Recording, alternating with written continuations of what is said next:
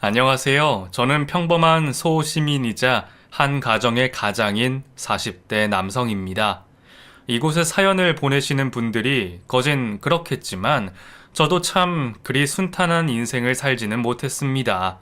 더구나 그런 얘기를 누군가에게 꺼내볼 생각도 하지 못했습니다.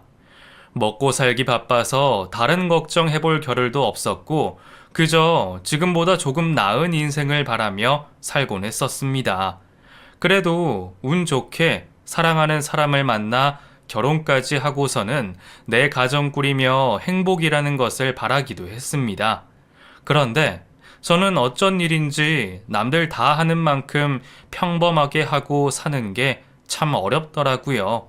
누군가 평범하고 보통의 삶을 꾸려가는 게 세상에서 가장 어려운 일이라 말하던데 제가 느끼기에도 그 말이 맞다 싶습니다. 남들보다 못하는 게 왜 그렇게 부끄럽고 속상하던지 저는 늘 힘들고 어려운 제 처지를 숨기기 급급했던 것 같습니다. 어쩌면 그래서 가장 가까운 사람의 마음을 헤아려 주지 못했나 싶기도 하고 뒤늦은 후회를 하게 됐었습니다. 그래도 죽으라는 법은 없는 건지 다행히 저도 다시 가족의 품으로 돌아갈 수 있었네요. 그러기까지 얼마나 힘들고 어려운 일들이 많았는지 여러분은 결코 알지 못하실 겁니다. 그렇게 살아오다 보니 마음을 보이지 못하고 참는 게 능사가 아니다 싶더라고요. 그래서 제가 그런 저의 이야기를 솔직하게 털어놓아 볼까 싶습니다. 어릴 적 저는 부모님의 이혼으로 나이 드신 친할머니 손에 자랐습니다. 아직 한참 부모님 손이 필요할 나이에 두 분 다 저를 저버리셨는지 혼자 지내기도 벅차실 할머니에게 제가 맡겨지게 됐죠. 부모님은 제가 국민학교 들어가기 전에 이혼을 하셨던지라 행복했던 가족의 기억은 너무나 짧았습니다. 가족에 대한 마지막 기억은 낡고 허름한 집에서 부모님이 매일같이 싸우시던 기억들 뿐이었고 그런 환경에서 늘 불안했던 제 모습이 떠오르네요. 애초에 좋은 기억이 없었는지 너무 오래돼서 그러는지 떠올려 보려 애를 써도 잘 기억이 나지 않고 그마저도 이제는 나이를 먹으니 다 잊혀진 듯 합니다. 그래도 어릴 적에는 그저 부모라는 존재가 그리워 나를 두고 떠난 아버지 어머니를 매일 그리워하곤 했었습니다. 차라리 고아인 줄 알고 살았으면 그런 기대도 없었을 텐데 두 분이 멀쩡히 어딘가에 살아계신다는 것을 알면서도 보고 싶어 하지 않을 수가 없었습니다. 이혼하고 할머니에게 맡겨야 할 사정이 있으셨겠지만 그게 대체 무슨 사정인지 저는 부모님이 이혼하신 뒤로 두 분 얼굴 한번 볼 기회조차 제대로 없었습니다. 그나마 할머니를 찾아뵈러 가끔 들르시던 아버지는 종종 마주치긴 했지만 어쩐 일인지 아버지는 그때마다 제 얼굴 한번 제대로 봐주신 적이 없으셨고 생필품이나 돈봉투만 두고 얼른 집을 나가버리셨습니다. 그래도 그런 아버지의 뒤통수라도 볼 수 있는 날은 운이 좋은 날이었죠. 그렇게 가끔을 빼면 아버지는 늘 제가 학교에 가고 없는 시간에만 집에 들리셨기에 저는 아버지가 다녀가셨다는 것을 할머니의 얼굴 표정을 보고서야 알 수 있었습니다. 아버지가 집에 들렀다 가신 날에는 하루 종일 할머니 얼굴이 어두웠기 때문이죠. 그리고 학교에서 돌아온 저를 보시며 아이고 짠한 것, 아이고 불쌍한 것 하며 안타까운 소리들을 하고는 하셨습니다. 그 짠한 것, 불쌍한 것이 나였을지 아버지였을지 모르겠지만 사실 저희 아버지도 그리 편한 삶을 살지는 못하셨을 겁니다. 넉넉하진 않았지만 가정을 꾸려 한 자리 잡고 열심히 살아가시던 아버지는 이혼하고 가정이 해체된 뒤로는 편지 보낼 거주지 하나 없이 여기저기 돌아다니며 떠돌이 생활을 하셨습니다. 일 때문이라며 트럭 하나 끌고 전국을 돌아다니시던 아버지는 늘 바쁘셨고 아마 그래서 저를 봐주실 틈이 없으셨는지도 모르겠습니다. 어릴 때는 아버지가 무섭고 어른들의 복잡한 사정이 어려워 차마 왜 그러냐 묻지도 못했네요. 아버지가 나를 보지 않는 것도 바빠서 그런 거겠지. 어머니가 나를 한 번도 찾아오지 않는 것도 무슨 사정이 있어서 그런 거겠지 하며 늘 속으로 하고 싶은 말을 삼키고 속상한 마음을 숨겨야 했습니다. 그때 버릇이 아직 남아서 그런지 저는 내 얘기를 남들에게 하는 재주가 별로 없습니다. 그래서 오해도 많이 샀고 속상한 일도 많았죠. 어쨌거나 저는 그렇게 부모님에게 버려져 할머니와 둘이 서로를 의지하며 살아가야 했습니다. 할머니는 당시에도 흰머리에 허리가 굽어 계셨는데 저는 그런 할머니와 단 둘이 지내며 늘 불안함을 느꼈던 것 같습니다. 나한테는 할머니 하나밖에 없는데 우리 할머니가 돌아가시기라도 하시면 나는 어떻게 하나. 하루아침에 고아될까 싶어 무서운 생각이 들었었어요. 아마 그때도 아버지가 나를 챙길 거라는 기대는 없었던 모양입니다. 그래서 더욱 할머니를 챙기고 살폈던 것 같습니다. 할머니는 저의 전부였고 제 유일한 보호자셨습니다. 할머니는 저를 키우시려 고생을 참 많이 하셨을 겁니다. 생활비야 아버지가 보내주셨겠지만 아이가 돈으로만 자라는 게 아니니까요. 제 소풍날이 되면 할머니는 전날부터 참 분주하셨습니다. 예전에 한번 남들 싸가는 김밥 대신 맨밥에 반찬 몇 개 싸주셨다가 어린 마음에 그 도시락이 창피해 먹지도 않고 그대로 가져온 적이 있었거든요. 그때 제가 속상해했던 게 마음이 쓰이셨는지 그 뒤로는 그런 날마다 다른 젊은 엄마들처럼 김밥을 싸주시겠다고 고생이셨습니다. 영우가 할매가 미안하다. 할매 어릴 때는 김밥이 없어가지고 김밥 싸는 법을 몰랐다. 이번에는 할매가 김밥 맛있게 만들어줄게. 가서 친구들이랑 노나 먹고 그래라. 알겠지? 저를 위해 드셔보신 적도 없으시다는 김밥을 준비하셨을 할머니를 생각하면 저는 지금도 눈물이 날 것 같습니다. 단무지 대신 묵은지 넣으시고 다른 집 김밥들과는 조금 달랐지만 저는 오히려 할머니만의 특색이 있던 그 김밥이 참 그립습니다. 할머니는 그렇게 제게 아쉬운 것 없이 해주고 싶어 하셨습니다. 하루아침에 떠맡게 된 손자가 귀찮고 벅차실 법도 하신데 할머니는 한 푼이라도 더 벌어 제 용돈을 챙겨주시며 저를 잘 길러주셨습니다.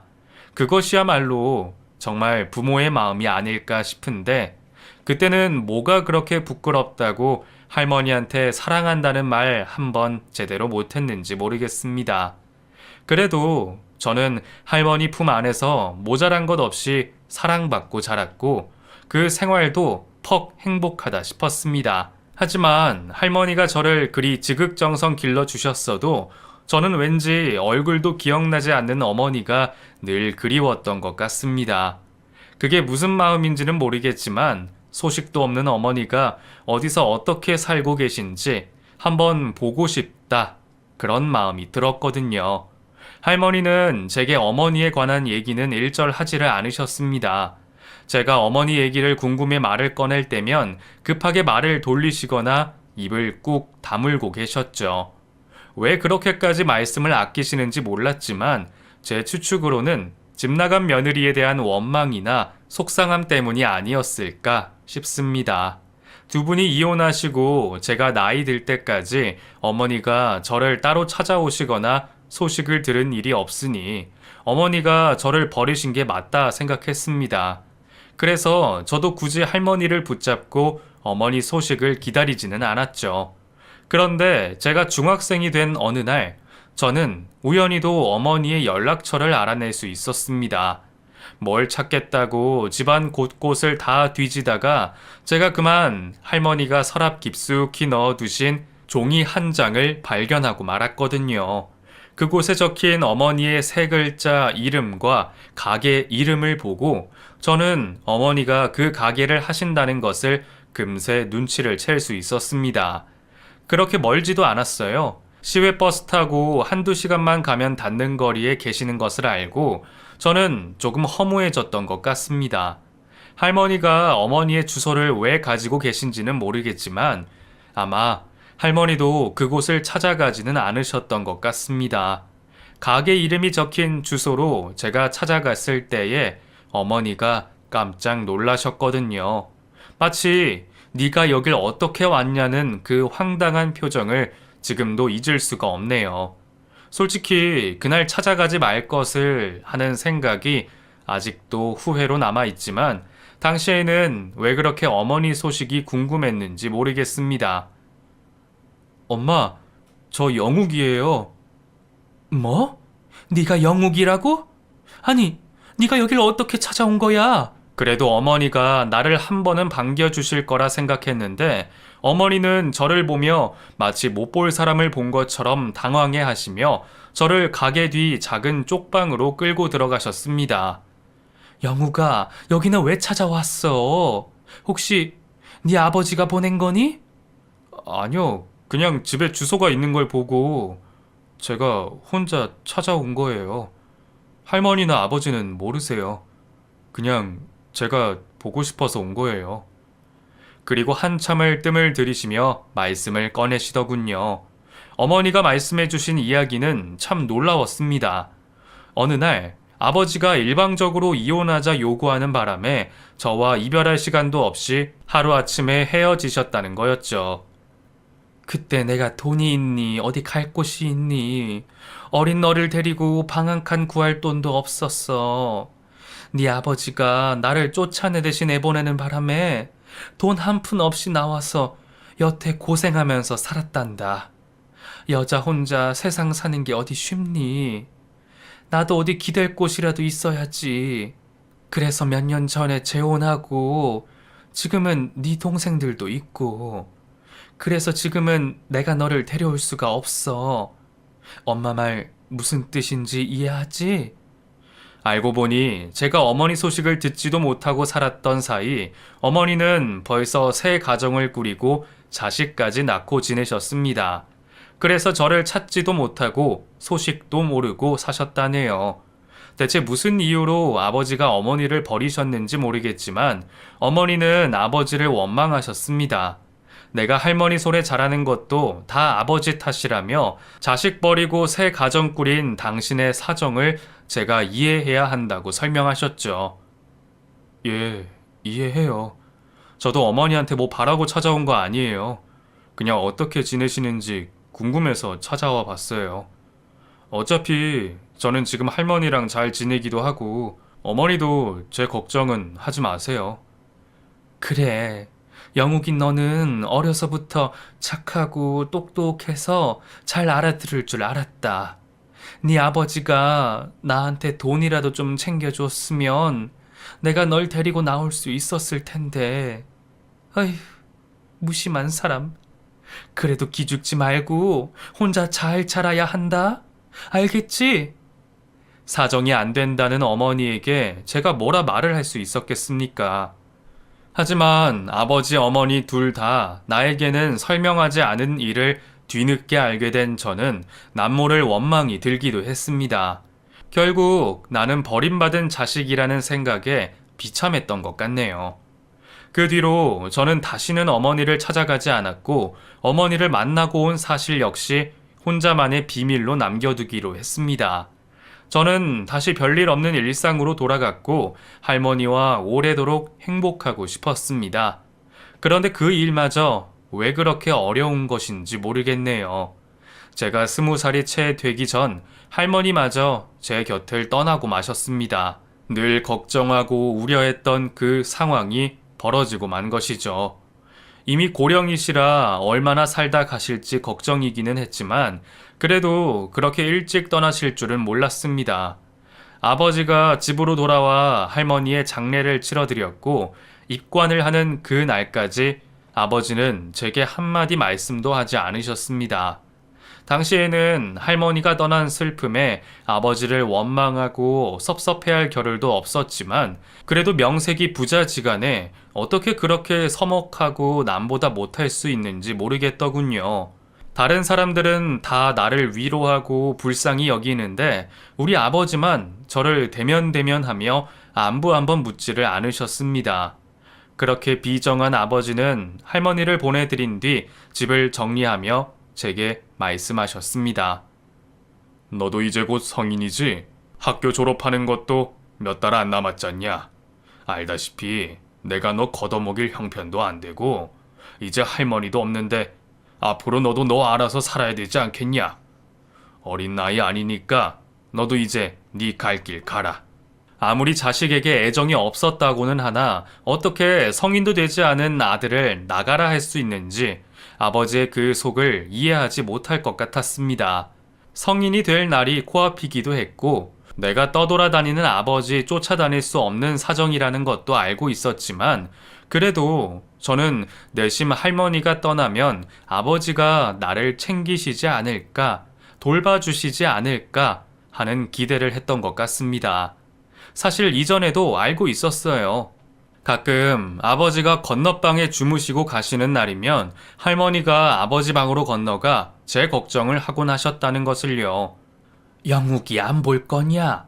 대체 언제까지 그럴 거야? 니들 헤어진 게 영욱이 탓도 아니고 애가 무슨 잘못이라고. 그만하세요. 여러 번 말씀드렸잖아요. 그럼 나 죽고 나면 영욱이 어쩌려고 그러냐? 그때도 모른 척 할 게야. 걱정되시면 어머니가 건강하게 오래 사시면 되잖아요. 아무튼 저는 못 키워요. 자꾸 저한테 말씀하지 마세요. 늘 제가 걱정이셨던 할머니는 제가 담을 쌓고 지내는 아버지를 보며 한탄하듯 그런 말씀을 하곤 하셨지만 그때마다 아버지는 저를 남의 자식 보듯 하시며 저를 모른 채 하셨습니다. 알고는 있었지만 그래도 설마 했는데 결국 저는 할머니가 돌아가신 뒤 정말로 천의 고아가 돼버렸습니다. 네 갈 길 알아서 찾아 떠나라는 아버지의 얘기에 저도 됐다 싶었습니다. 나는 애초에 할머니 없으면 오갈 곳 없는 신세라는 것을 잘 알고 있었으니까요. 그래도 매몰찬 아버지의 태도는 상처가 될 수밖에 없었습니다. 하지만 그 상처는 슬픔이 아닌 분노가 되어 저를 더 독하게 만들었죠. 그래도 아버지는 제가 불쌍하기는 한 건지 어쩐지 나가서 살으라며 목돈은 만들어 주신다 했는데 저는 그 돈도 받지 않고 어느 날 새벽 짐을 싸서 그대로 집을 나가버렸습니다. 한푼이 아쉬운 상황이었지만 그때는 나를 내버리겠다는 아버지한테 돈을 받는 게 자존심이 상하더라고요. 그리고 앞으로 안 보고 살 사람인데 내가 빚을 지어서 어쩌자는 건가 싶고 남보다 못한 사이에 무슨 돈을 받냐 싶었습니다. 그래서 제가 입던 옷가지 몇 개와 할머니가 챙겨주셨던 제 돌반지 몇 개 들고 나와 그 길로 거리를 헤매게 됐습니다. 며칠은 친구들 집에 신세도 져보고 그마저도 눈치가 보이는 바람에 찜질방이나 여관방을 찾아 들어가기도 했습니다. 그래도 학교는 졸업해야 되니 그 동네는 떠나지 못하고 학교는 잘 다녔는데 아버지가 집 나간 제 소식이 궁금해 학교라도 찾아올까 싶었지만 한번 연락도 없더라고요. 일찍이 나 버리고 새 살림 차린 어머니나 나이 먹었다고 알아서 살으라는 아버지나 둘 다 원망스럽기 그지 없었습니다. 이럴 거면 나를 뭐하러 낳아서 이 고생을 시키는지 정말 부모라는 존재가 지긋지긋하더라고요. 그렇게 할머니를 잃은 슬픔과 부모를 향한 분노에 사로잡힌 저는 그 뒤로 그 누구에게 마음 한켠 내어주지 못한 채 혼자 독고다이로 살아가게 됐습니다. 학교 졸업장을 딴 뒤에 저는 닥치는 대로 일을 구해 이것저것 일을 시작했습니다. 중국집 배달원부터 신문 우유도 돌리고 마트에서 짐 나르기 일도 했었습니다. 별다른 재주도 없고 학벌도 없던 탓에 더 나은 일을 고르고 자시고 할 겨를도 없었죠. 그냥 내일 일하러 나오라 하면 감사하게 나가는 거고 그마저도 이제 일손 필요 없으니 나가라 그러면 군말 없이 관둬야 했습니다. 그때는 일이 힘든 것보다도 한 군데 정착하지도 못하고 이 일 저 일 하고 떠돌아다니는 것이 참 곤욕스럽더라고요. 이 동네에 정 붙일만 하다 싶으면 이사를 가야 했고 일을 옮겨야 했으니 사람 정을 느낄 새가 없었습니다. 여기저기 떠돌아다니며 생각이 들었던 것은 다름 아닌 아버지 생각이었습니다.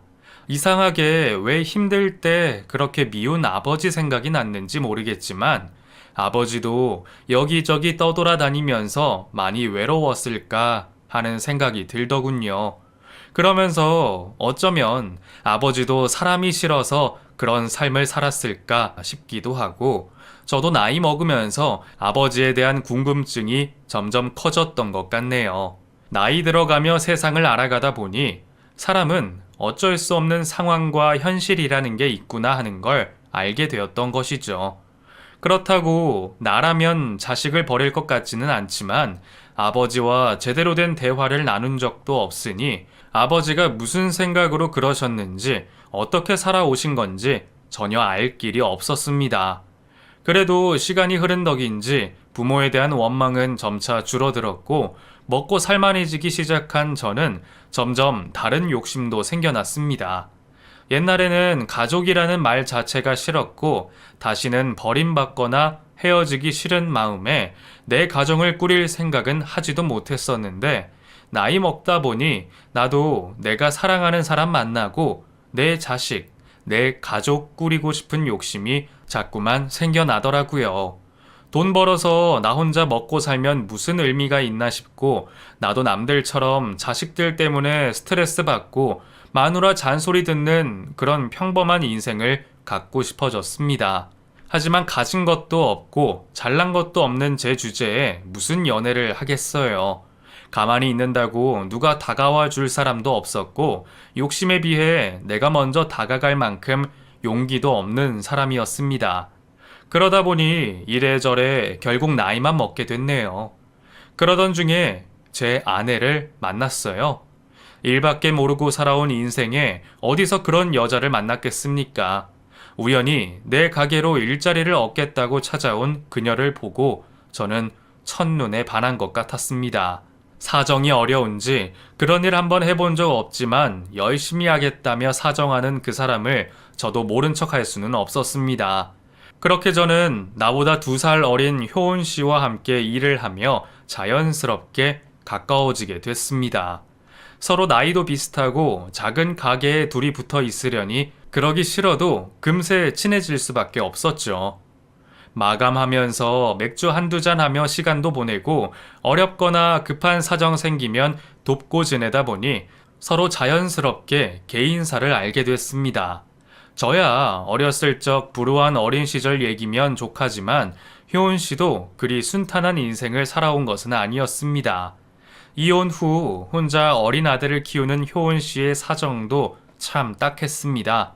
바람나서 남편에게 이혼당한 뒤 양육비도 제대로 못 받고 어렵게 아들을 키우고 있었답니다.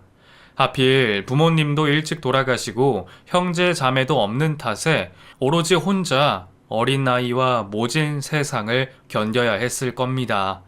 그 얘기를 들으니 왠지 남일 같지 않고 그래서 더 눈이 가더군요. 그렇게 서로 위안을 주고받던 저희는 마치 운명처럼 서로에게 마음을 열게 됐고 조심스러운 만남 끝에 결국 결혼에 꼴이 나게 됐습니다. 아무래도 아이가 어리다 보니 저희 마음 가지고는 결정하기 어려운 일이었죠.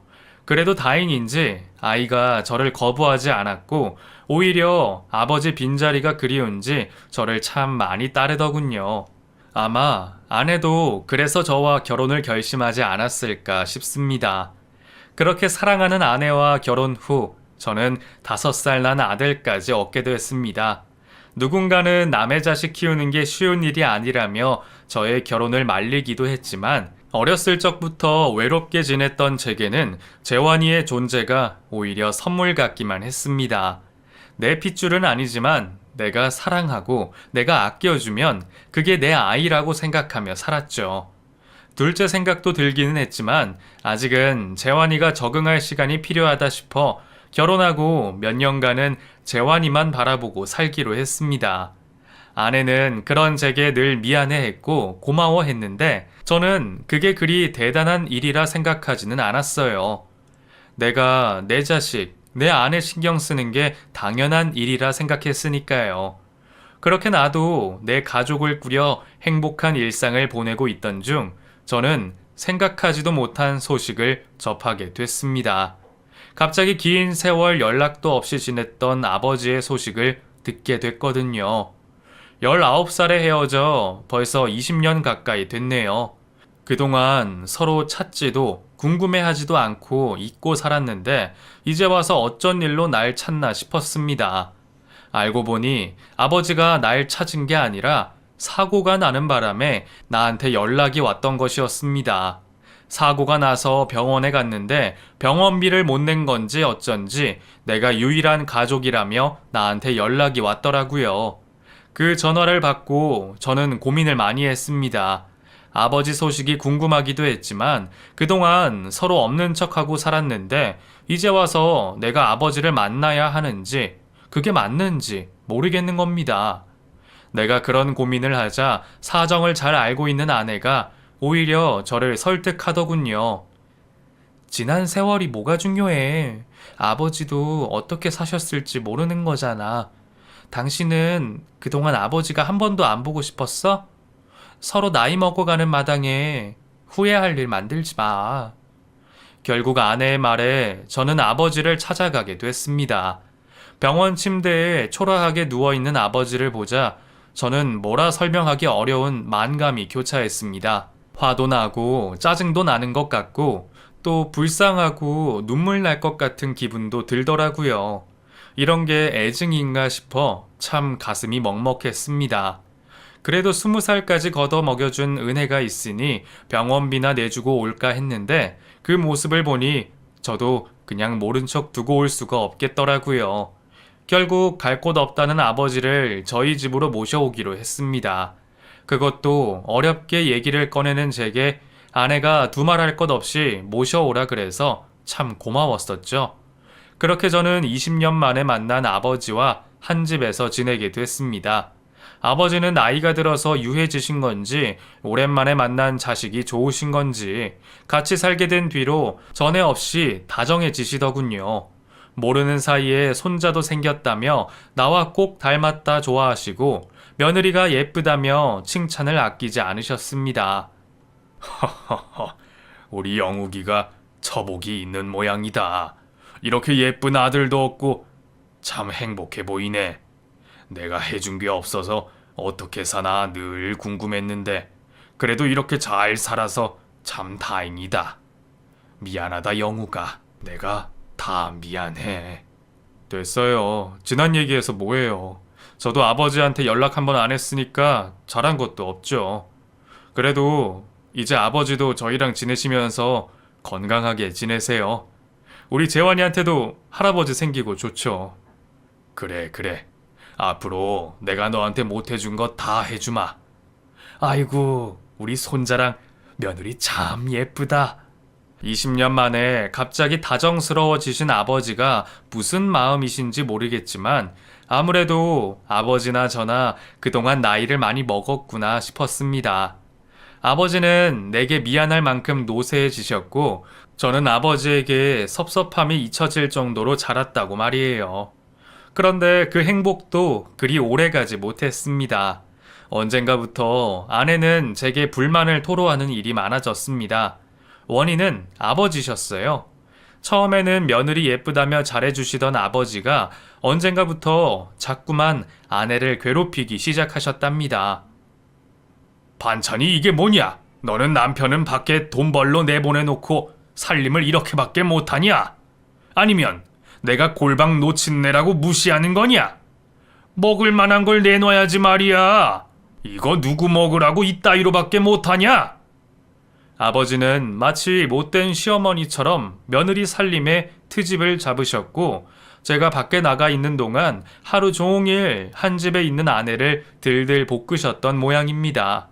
처음에는 아내도 어렵게 상봉한 부자지간에 분란이 생길까 싶어 말도 못하고 참았던 모양입니다.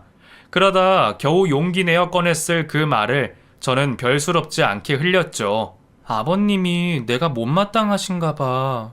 집에서 놀고 먹냐면서 자꾸 타박을 하시네. 요즘에는 채환이한테도 이유 없이 화내시고 심지어 거실에 앉아있지도 못하게 하셔.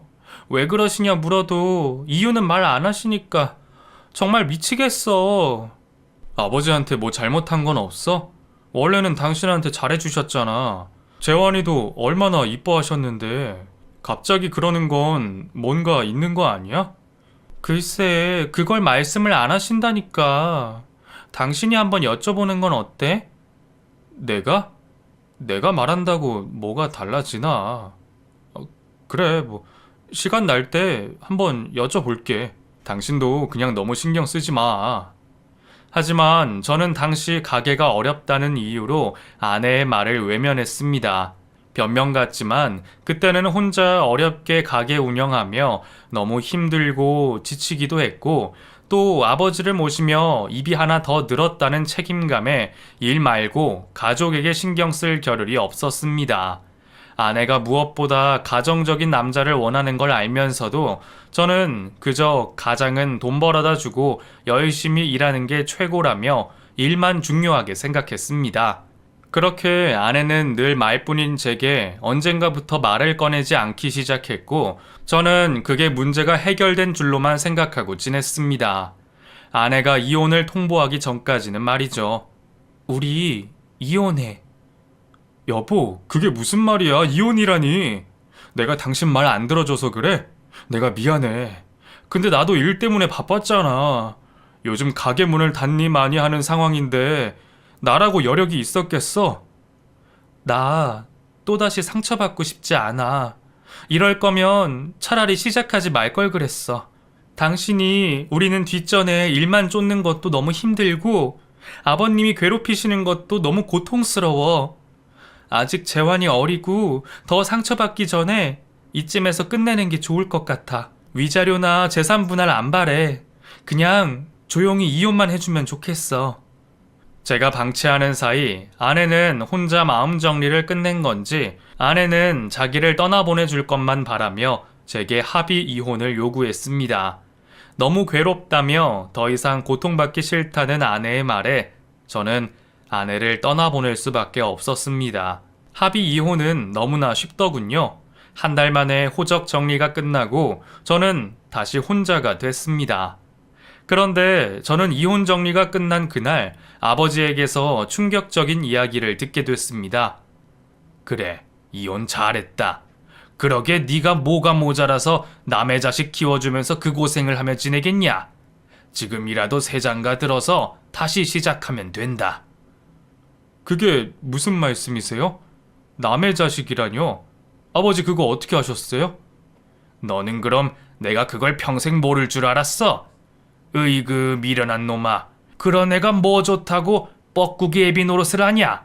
그런 여자는 안 봐도 문제가 많아. 더 같이 살았으면 언제 너를 배신하고 떠날지 모르는 거라는 얘기다. 저나 아내나 재환이가 제 애가 아니라는 말을 한 번도 한 적 없었는데 아버지는 대체 언제부터 알고 계셨던 건지 제게 그런 말씀을 하시더군요. 그제서야 저는 머리를 한 대 맞은 기분이었습니다. 손자 며느리 예뻐하시던 분이 갑자기 손자 며느리 괴롭히신 게 다 그 이유 때문이었구나. 그제서야 알게 됐습니다. 그럼 그동안 재환이랑 집사람 괴롭히신 거 일부러 그러신 거예요? 저랑 떼놓으시려고? 아버지가 뭔데요? 내가 선택한 사람이고 재환이 내 아들인데 그동안 나한테 그렇게 모질게 굴었으면 됐지. 아버지가 뭔데 내 가족한테 그런 짓을 하신 거예요? 다 아버지 때문이에요. 대체 나한테 왜 이러는 거예요? 이놈아, 그게 다 널 위해서야. 그럼 남의 자식 품고 행복하기를 바라냐? 뒤늦게 모든 것을 알게 된 저는 아버지에게 믿을 수 없는 배신감을 느꼈습니다. 아버지라는 사람이 어떻게 그럴 수가 있는지, 내 핏줄이던 아니던 대체 무슨 상관인지 이해가 되지 않더군요. 결국 내 이혼이 모두 아버지 탓이라 생각한 저는 그 길로 아버지와 절연을 선언했습니다. 나 이제 당신이랑 못 살겠으니까 내 집에서 당장 나가세요. 애초에 집사람 아니었으면 찾아가지도 않았고 모시지도 않았을 건데 정말 후회스럽네요. 이제 제발 나 좀 그만 괴롭히고 다시는 찾아오지 마세요. 아셨어요? 저는 아버지라는 사람에게 온갖 모진 말을 다 내뱉고 오갈 곳 없다는 노인을 내쫓아 버렸습니다. 폐륜이라 해도 할 말이 없지만 나한테 그렇게까지 하는 아버지라는 사람이 도무지 이해되지 않았습니다. 그렇게 저는 다시 철저히 외톨이가 됐습니다. 사람 마음이 참 간사한 것이 처음부터 혼자다 싶었을 때는 외로운 줄도 모르겠더니 식구들이 있다가 없으니까 미칠 것 같더라고요. 아내와 아들도 너무 보고 싶었고 식구들과 같이 지내던 그 집이 너무나 크게 느껴졌습니다. 안 그래도 하루하루 버티던 가게도 더 이상 열심히 하고 싶은 생각이 들지 않더라고요. 어차피 돈 벌어서 가져다 줄 가족도 없고 나야 뭐 라면만 먹고 살아도 만족하던 사람이었으니 돈은 벌어서 뭐하나 싶었습니다.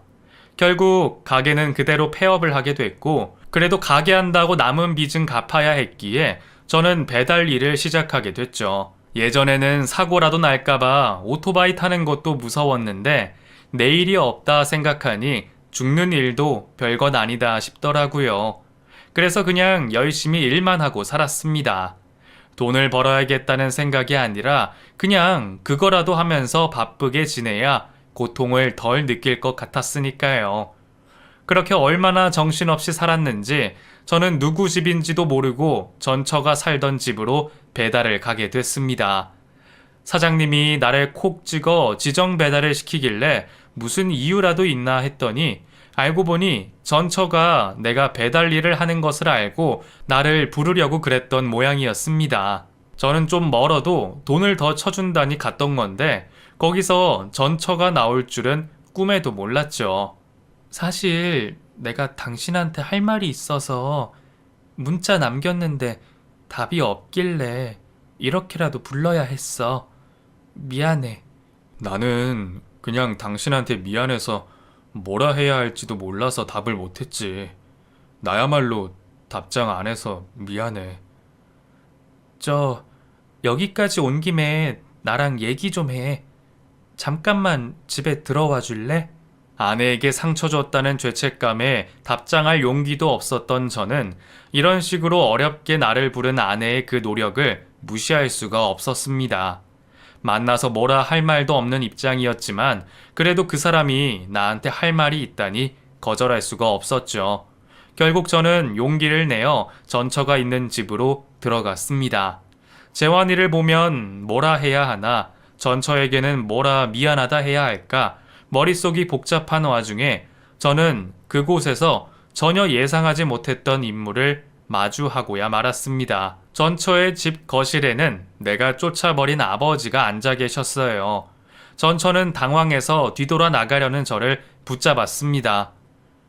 여보, 화내지 말고 일단 얘기 좀 들어봐. 나는 저 사람한테 들을 말 없어. 당신 할 얘기 없으면 그냥 가볼게. 영우가, 내 말 좀 들어다오. 미안하다. 그동안 내가 너한테 말도 못하고 너한테 상처만 주고 내가 아비로서 그러면 안 되는 건데 나도 용기가 없었다.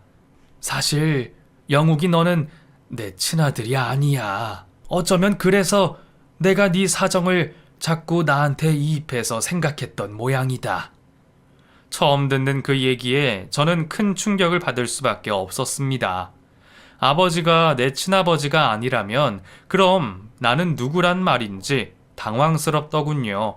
아버지는 그날 긴 얘기를 전해주셨습니다. 아버지가 이유 없이 이혼을 요구했고 돈 한 푼 안 줬다는 것은 반은 맞고 반은 틀린 얘기였습니다. 어머니가 결혼 생활 중 외도를 하셨고 아버지는 너무 늦게야 제가 친자식이 아닌 줄 알게 되셨습니다. 이혼하자는 아버지 말에 어머니는 저를 두고 집을 나가버리셨죠. 자기 자식도 아닌데 버리지도 거두지도 못한 아버지의 심정이 어떤 것이었을지 저는 상상도 할 수 없었습니다. 결국 아버지는 나를 보면 떠오르는 고통에 집을 떠나 생활비만 가져다 주시며 할머니에게 저를 맡기셨습니다. 저는 그제서야 아버지가 그동안 나한테 무정한 이유를 알 수 있었습니다. 그것도 모르고 평생을 아버지를 미워하고 원망했던 제가 너무나 한심했습니다. 그런데 아버지는 재환이가 제 아이가 아닌 것을 알게 되시고 큰 충격과 함께 제가 아버지 당신처럼 느껴지셨답니다. 그리고 아내에게 제 친모를 투영하셨겠죠. 남의 자식 걷어봤자 자기 꼴 나는 거라며 제가 걱정되셔서 일부러 더 그러신 모양입니다. 그 얘기를 듣고 나니 저도 아버지가 나를 위해서 그랬다는 생각에 좀 이해가 되기도 했습니다. 그래도 결국 이혼까지 하게 만든 아버지를 쉽게 용서할 수는 없었죠. 그런데 속이 좁은 것은 저 하나였던 모양이에요. 이미 아버지에게서 모든 얘기를 듣고 사과를 받은 아내는 제게 아버지를 이해해 보라 하더군요. 당신도 재환이 키워봐서 알잖아. 아버님한테 재환이나 나보다 당신이 중요한 게 당연한 거 아니겠어? 그게 설령 잘못된 방법이라도 아버님은 다 당신을 위해서 그러신 거야. 그동안 당신을 외면하시면서도 잊지 못하신 거 보면 아버님이 당신을 어떻게 생각하는지 알 거 아니야. 오죽하면 연락 안 되는 당신 때문에 나를 찾아오셨겠어. 나는 당신이 아버님을 이해해야 한다고 생각해. 그 말을 들으니 아버지가 나를 자식으로 생각하셔서 그렇게까지 하셨구나. 그래도 후회하고 계시구나 하는 생각에 갑자기 눈물이 쏟아져 나왔습니다. 결국 그날 저희는 모두 둘러앉아 후회의 눈물을 쏟았고 그동안 서로에게 못했던 이야기들을 하며 지난 세월들을 속죄했습니다. 사실 저도 알고 있었어요. 제가 이혼당한 게 아버지 때문만이 아니라는 걸 말이에요. 아마 아내는 돈 번다며 가정에 소홀한 제게 많이 속상했을 겁니다. 어렵게 시작한 두 번째 인생인데 그런 식으로 또 상처를 받기가 싫었겠죠. 자기 딴에는 참고 참다 말했는데 무시를 당하니 희망이 없다 생각했을 겁니다. 그걸 저도 뒤늦게 깨달았지만 잘못이 크다 생각해 아내를 직접 찾아갈 용기가 없었어요. 그래서 그냥 나를 벌주는 생각으로 혼자 살아가기로 했죠. 하지만 아버지 덕분에 아내를 다시 만나고 저는 아내를 다시 놓치기 싫어졌습니다. 그리고 몇십 년 만에 알게 된 진실에 아버지에게도 마음을 열 수 있었고요.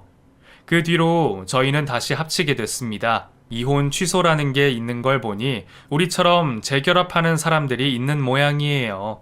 결국 저희는 다시 부부가 됐고 저는 아버지를 모두 용서하고 그동안 저를 자식처럼 거둬주신 은혜를 갚기로 했습니다. 아버지는 염치가 없다며 혼자 지내겠다 하셨지만 결국 아들이 같이 살자는 얘기에 용기를 내셨네요. 저희는 다시 이전처럼 같이 살아가고 있습니다. 하지만 생활은 이전과 많이 달라졌어요. 빚만 남긴 가게는 온 가족이 들러붙어 다시 일으켜 세우기로 했어요. 저와 아내는 물론이고 아버지까지 다 힘을 보태니 혼자 용쓸 때와는 비교가 되지 않더라고요. 온 가족이 힘을 합치다 보니 어려운 시기도 무사히 지나갈 수 있었고 결과적으로는 이전보다 훨씬 좋아졌네요. 그리고 또 좋은 소식이 있습니다. 재환이는 얼마 전 학교에 들어갔고 저희에게 둘째가 생겼네요. 둘째는 딸이라니 저는 아들, 딸 하나씩 가지고 남부럽지 않은 아빠가 되었습니다. 아직 살 날이 많고 걱정할 일도 많겠지만 제게는 누구보다 믿고 의지할 가족이 있기에 더는 외롭고 두렵지 않네요. 이전에는 혼자 참는 게 능사라 생각했는데 그런 일을 겪다 보니 소통이라는 게 얼마나 중요한지 잘 알게 됐습니다. 오랜만에 만난 사람들은 저를 보며 왜 이렇게 수다스러워졌냐 하는데 그 말 듣는 게 나쁘지 않더라고요. 앞으로도 계속 이렇게 변화해 간다면 제 속에도 더 이상 아픔은 없을 거라 생각합니다.